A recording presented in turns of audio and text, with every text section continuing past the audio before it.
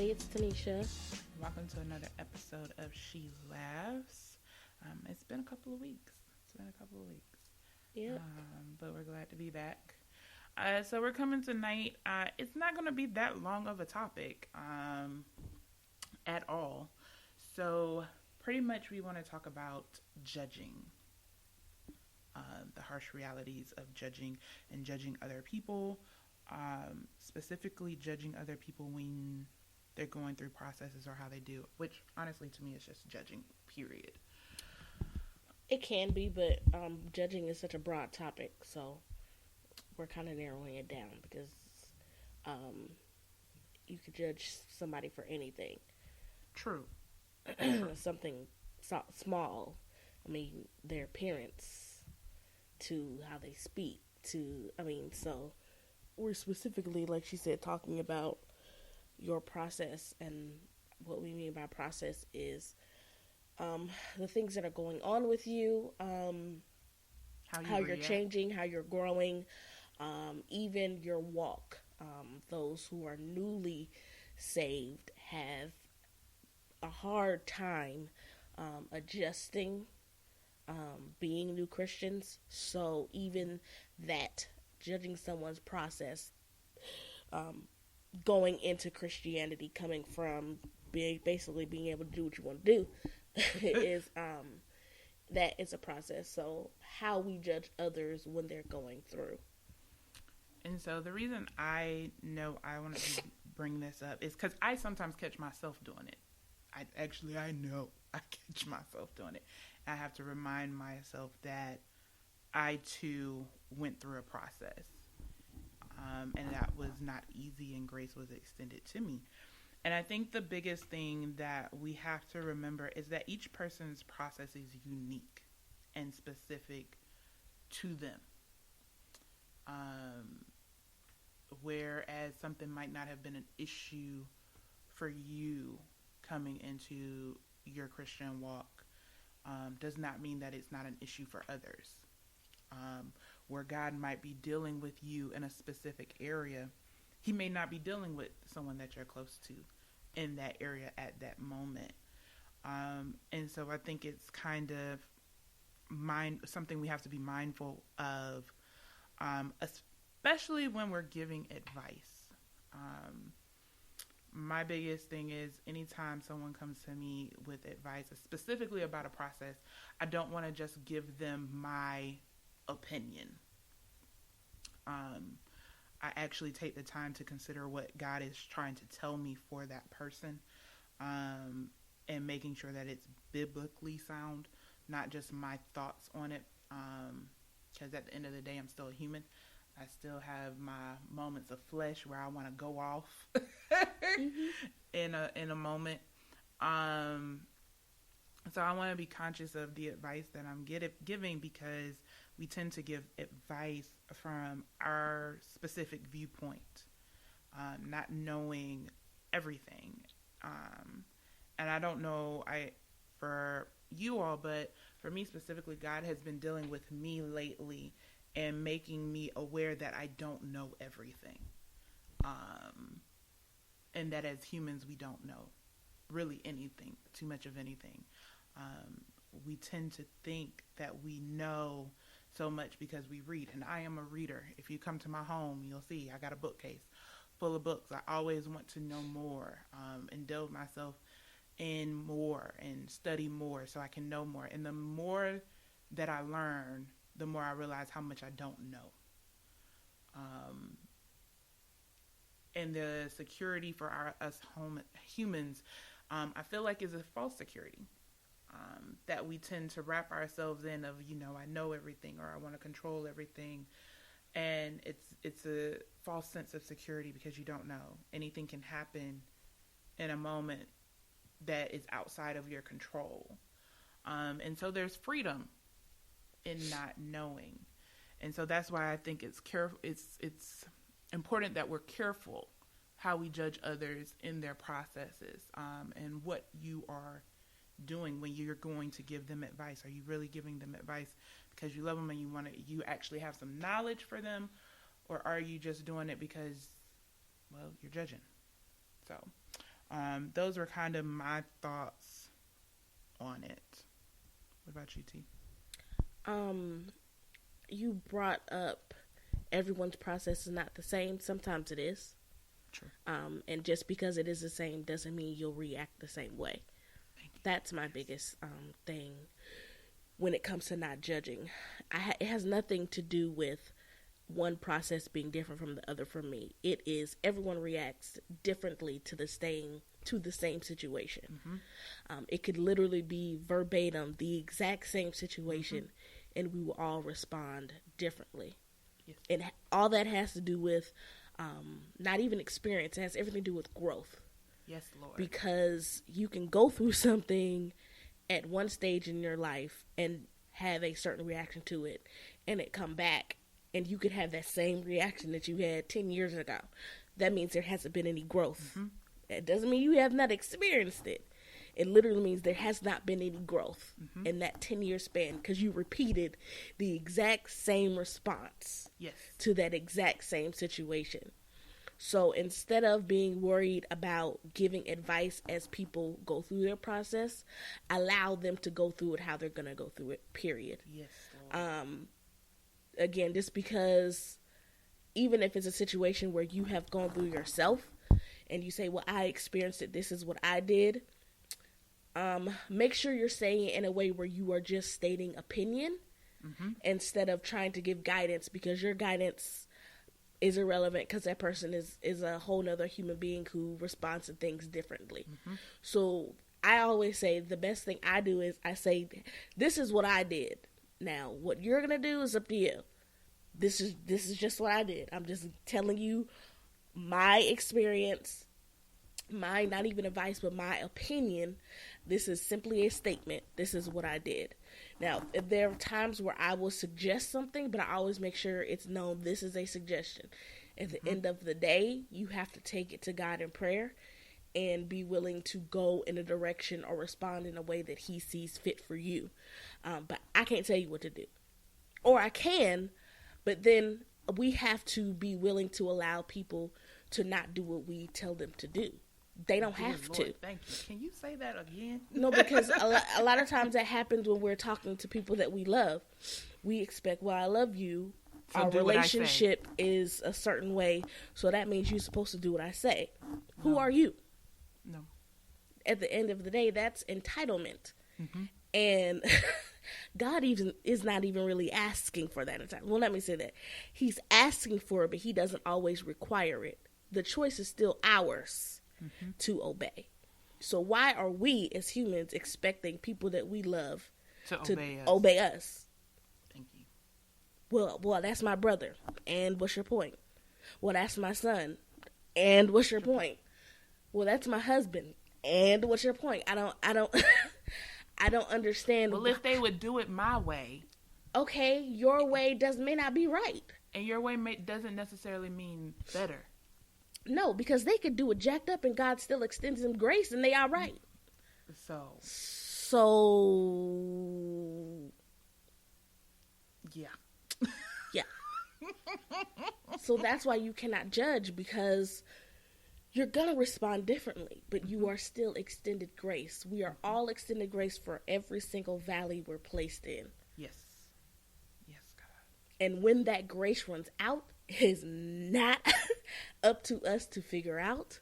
It is not up to us to discern, because there are times where your grace will run out. You don't want that to happen. There will be times where he will move on. Yes. Because he's a gentleman. He will move on. He will wait and wait and wait and wait and wait and wait. Long suffering. He will wait. But there are things he needs done, and he will move on. Mm-hmm. So we have to extend that same grace for people to get it together. It is frustrating to watch, especially if you're seeing a loved one go through that.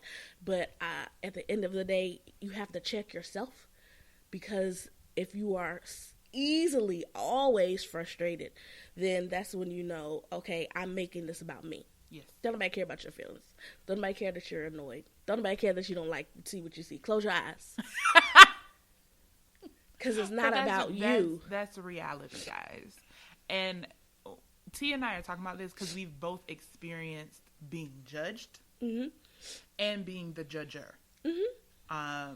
God lately has been checking me quick about my emotions when I'm wanting to judge and tell someone, well, I feel like you should. And then I'm getting, no. That's not your place. That's not your place. You're not the Holy Spirit. You know, well, I love them.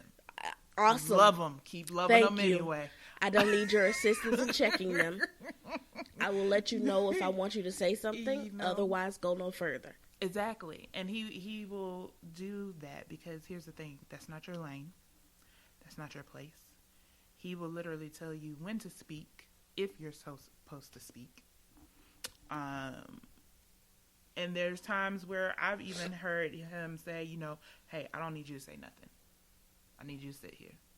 I know it's painful to watch. Mm-hmm. Close your mouth. And I'm like, but no, you know. So please be mindful of that. That just because you love someone doesn't give you the right to dictate their life in the way it should go. Dear Lord, thank you. She took the words right out of my mouth. You can't. You just can't. I don't care who they are. Literally, from parent to sibling to spouse. It is not your job to dictate how things should run for their life. It's not. Your job is to take it to God in prayer, not just for their process, but for your own feelings and emotions as you are watching it. And then find someone who you can be in covenant with and who you can vent to about it, because it is a frustrating thing to see. Yes. If you are a person who is good at writing, write about it. Write how you feel. Journal how you feel. I even suggested to someone who I know isn't big at writing but likes to talk, record yourself. Literally, honestly, pull out your phone and record a video of you talking, because you're able to talk it out. And express yourself. If you don't have someone that you can call who doesn't mind listening to you vent. Honestly, record yourself talking about it, and please don't send it to nobody. Thank you. We didn't say send it. We didn't say post it on Facebook. The process helps you. It helps you to be able to release it, so that it doesn't fester and turn into bitterness, or you react out of the anger that you're feeling towards that person, because it's towards that person. Let's keep it all the way a buck. It is. You are irritated with that person. And let's just be honest, we're not good at hiding it. So it comes out one way or another. So it's best that you be in tune with yourself, to check yourself and figure out how you can process that in a way that does not affect your soul nor the others. And let me tell y'all something. I don't know about anybody else. I'm a writer. I like to write things down.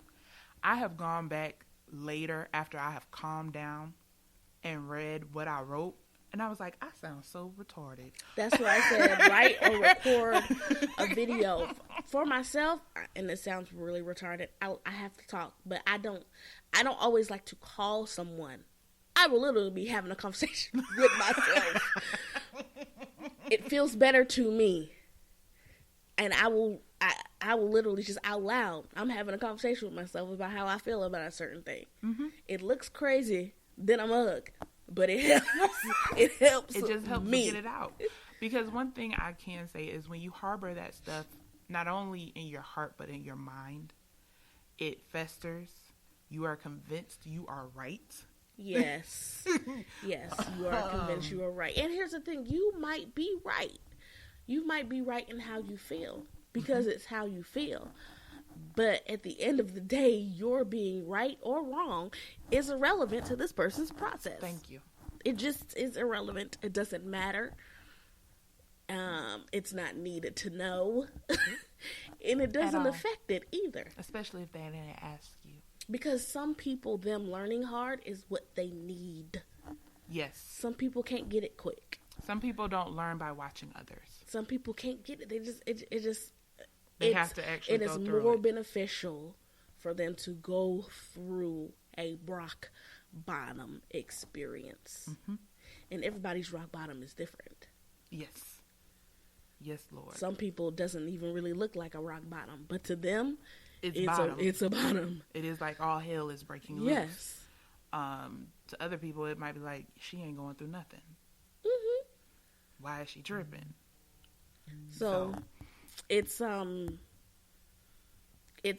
different, yet there are instances where it is similar for everybody, but it is different. Mm-hmm. So they sometimes they just need those moments where they get it wrong 1,000 times, but that one time they get it right.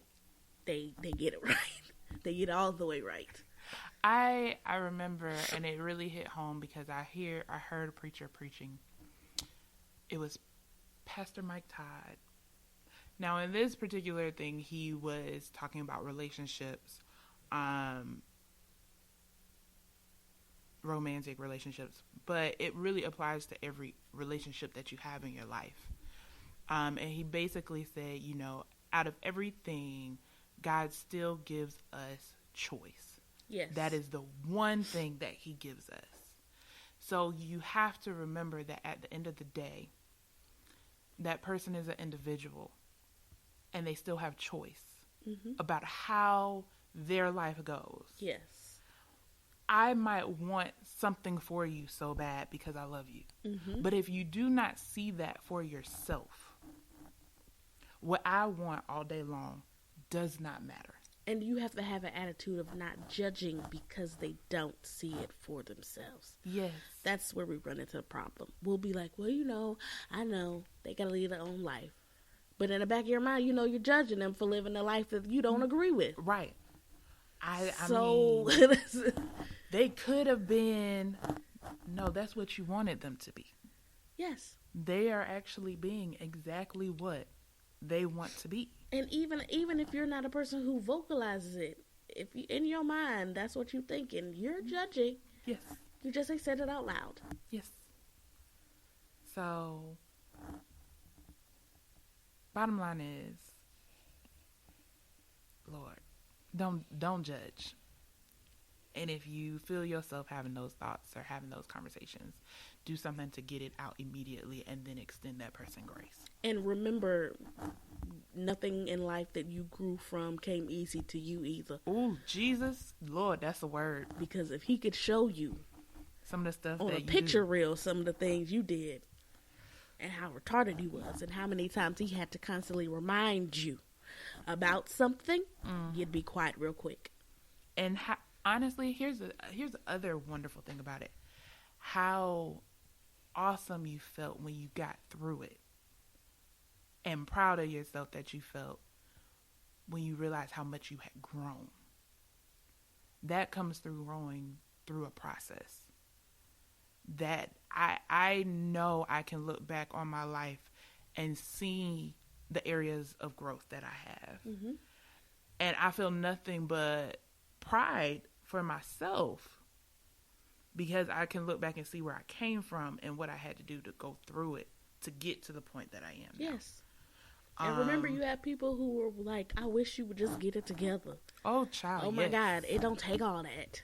Child, when you're going to learn. And even when you got it, they still were like, it just took you so long. If it was it's me, about time. Yes. Y'all got just stop. I was wondering when you were going to listen to me. Just, again, is this about, are you really happy that they grew? Or are you happy that you're right?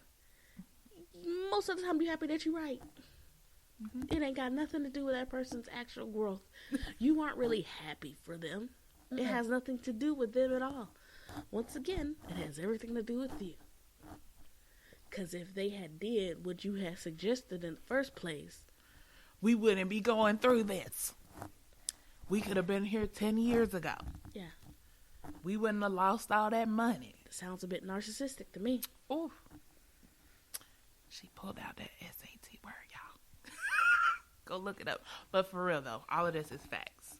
And I'm not here, once again, even though we're having this conversation, don't think I know I'm definitely not here sitting in judgment of anyone who's doing this because, like I said, I still catch myself doing it. Yes, often. you're gonna catch yourself doing it.